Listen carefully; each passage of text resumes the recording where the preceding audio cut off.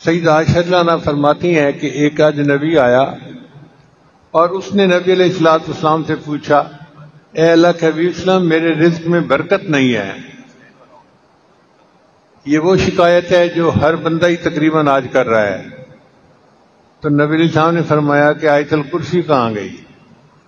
اگر تم آیت الکرسی پڑھ لو گے تو اللہ تمہارا کھانے اور سالن کے اندر برکت عطا فرما دیں گے، یعنی تم جتنا پکاؤ گے اہل خانہ اس کو سیر ہو کر کھائیں گے، ان کو کمی نہیں محسوس ہوگی۔ ہم اپنے وسائل کی کمی کا تو شکوہ کرتے رہتے ہیں، تنخواہ تھوڑی ہے، فلاں ہے، فلاں ہے، فلاں ہے، اس طرف دھیان نہیں جاتا کہ ہم آیت الکرسی پڑھیں تاکہ ہمارے رزق میں برکت پیدا ہو جائے۔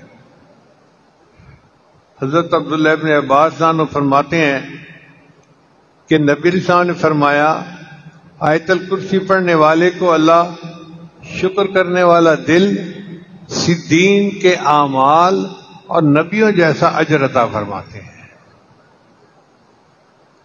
کتنی بڑی نعمتیں ہیں جو مل رہی ہیں۔ شکر کرنے والا دل، صدیقین کے اعمال